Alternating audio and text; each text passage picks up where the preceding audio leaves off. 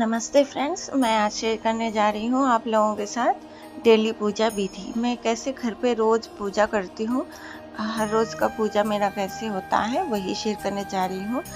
तो सबसे पहले मैं नहा धोकर आ गई हूँ सुबह सुबह, और मेरे से पहले मेरा बेटा आया था, तो वही आकर ना पूजा घर जो है क्लीन करके रखा है। मतलब जो पहले नहा लेता है ना तो वही करता है क्लीन।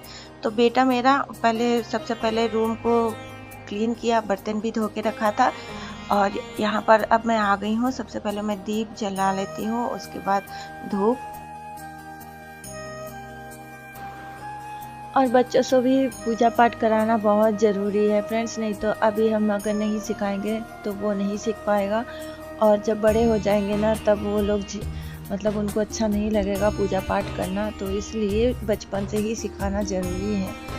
और मैंने धूप दीप जला दिए यहाँ पर। अब मैं यहाँ पर प्लेट सजा देती हूँ, और ये मैं हमेशा से ही करती आई हूँ कि सबसे पहले मैं प्लेट लगा देती हूँ।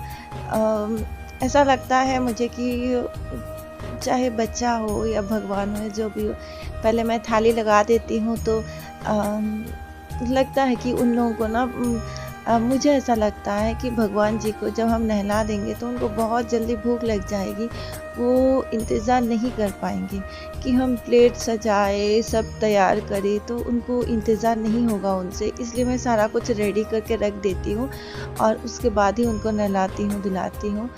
और मैंने यहाँ पर 6 थाली 6 ग्लास सजाए हैं, और यहाँ पर जल शंख भी लगाए हैं। जल शंख में पानी हम विष्णु जी को चढ़ाते हैं, और थाली पे हम मिश्री दे रहे हैं। कभी फ्रूट्स होते हैं, कभी मिठाई लाते हैं, जब जैसा होता है तब वैसे देती हूँ मैं। तो आज बस मिश्री भर है, कल हम लड्डू दिए थे। और अब जो है हम शिव जी को नहला रहे हैं सिर्फ शुद्ध पानी से, शुद्ध जल से। वैसे गंगा जल तो है, लेकिन सिर्फ शुद्ध जल से ही कर रहे हैं, नहला रहे हैं उनको आज।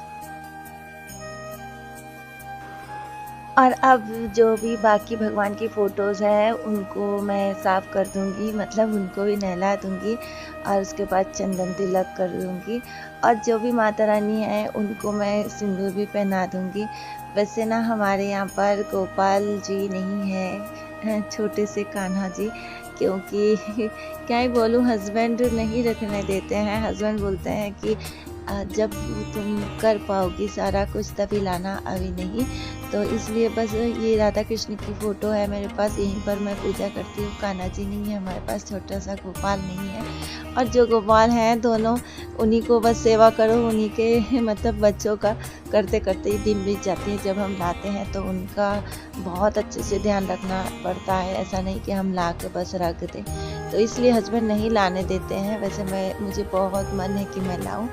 तो मैंने यहाँ पर तिलक चंदन सारा कुछ करके भगवान जी को फूल भी चढ़ा दिए थे। और अब ये जो है ना लाल फूल, ये फूल जो है हस्बैंड लेकर आए थे सुबह सुबह ही।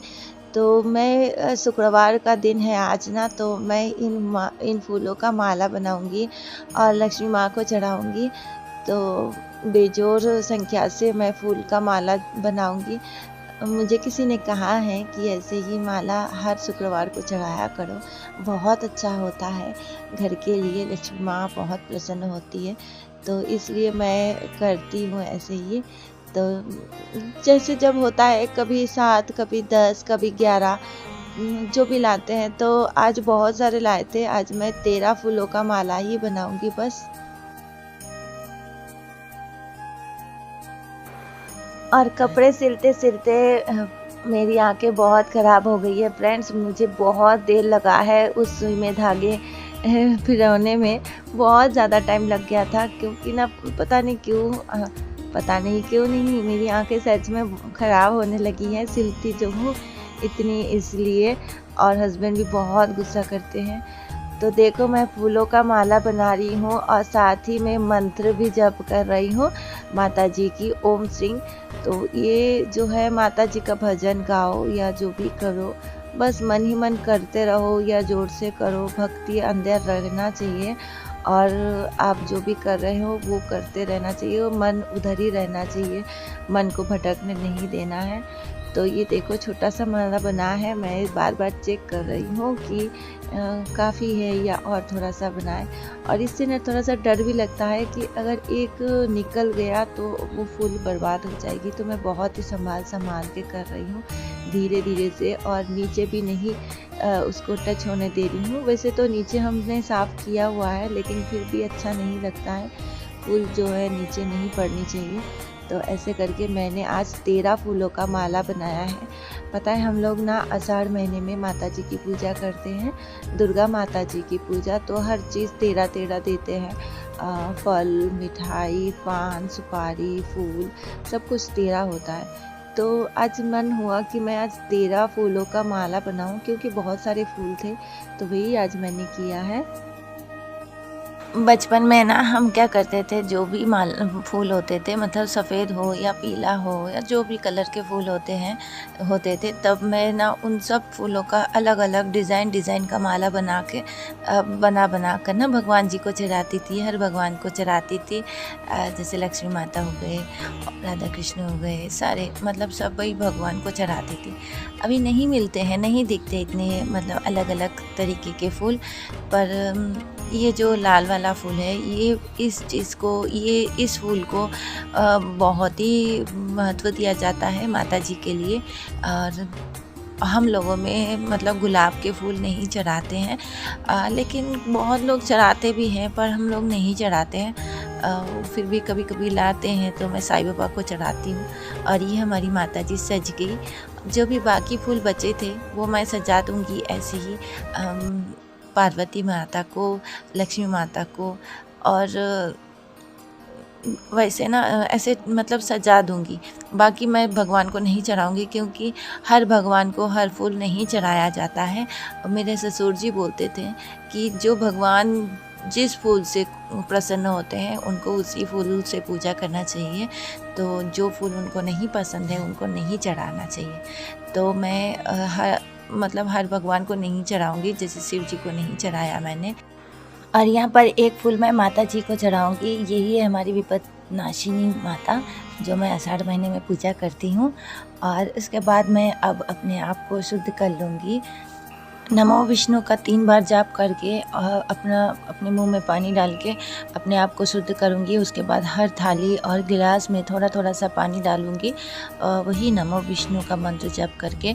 और उसके बाद वो भी शुद्ध होगा, क्योंकि पानी कहाँ से आता है, भोग कहाँ से आता है, हम कैसे रहते हैं, अपने आप को शुद्ध करना बहुत ज़्यादा ज़रूरी है। और उसके बाद भगवान जी को हाथ मुँह धुलाया। उसके बाद मैंने निवेदन किया कि हे भगवान, मैं आपकी अबोध संतान हूँ, मुझसे अगर कोई गलती हो गई है तो मुझे क्षमा करके मेरी पूजा स्वीकार करिए। तो ये मंत्र मैं बोलती हूँ और उसके बाद गुरुदेव का जप करती हूँ। हर भोग में, हर जल में मैं मंत्र जप करती हूँ।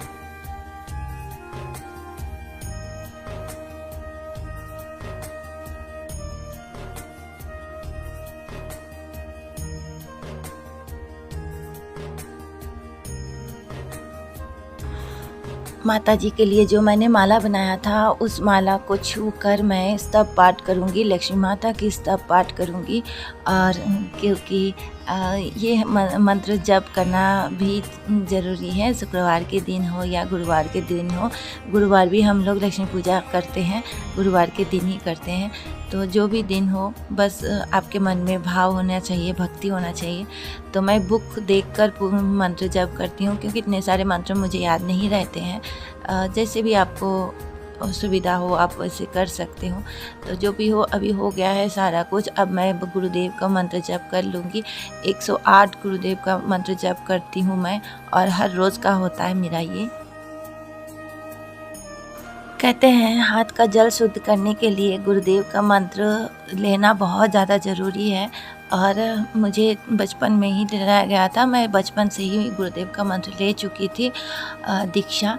तो इसी हिसाब से मैं चलती आ रही हूँ। पर बहुत लोग बोलते हैं कि शादी के बाद वो नहीं चलता है, शादी के बाद फिर से अलग से लेना पड़ता है। लेकिन मैंने अभी तक शादी के बाद से मैंने नहीं किया है, कब होगा नहीं पता। जो भी हो, मेरा गुरुदेव का मंत्र जप करना हो गया है। अब मैं आरती कर रही हूँ और पहले दिए का, फिर धूप, फिर जल शंख से 3 बार करती हूँ, दिए धूप का भी 3 बार करती हूँ। उसके बाद हर भोग में, हर जल में मैं थोड़ा-थोड़ा पानी डालती हूँ। जैसे हम खाना खाने के बाद में थाली में थोड़ा-सा पानी डाल देते हैं, उसी तरह से भगवान का भी भोग हो गया है, तो अब हम उसमें थोड़ा-सा पानी डालेंगे। उसके बाद भगवान जी को मैंने हाथ मुँह धुलाया, फिर मुँह पोंछा और ऐसे मेरी पूजा कंप्लीट हुई। और अब है समय जब हम कुछ मांगते हैं भगवान जी से, और हमारा मांगने का तो कोई सीमा ही नहीं है, मांगते रहते हैं। तो जो भी हो, भगवान जी से मैंने मांगा कि हे भगवान, हम मेरे संतान आपके संतान हैं और इनका ख्याल रखना भी आपकी जिम्मेदारी है। तो बस यही है, हस्बैंड का हमेशा स्वास्थ्य ठीक रहे, उनके कारोबार में हमेशा तरक्की हो, बच्चों का सब कुछ ठीक से रहे, उनकी पढ़ाई ठीक से चले, बस यही हमारा संसार सुखी रहे। यही था हमारा मांगना हर रोज़ का, और पूजा भी यही था। मेरी डेली पूजा विधि कैसी लगी आप लोग ज़रूर बताना।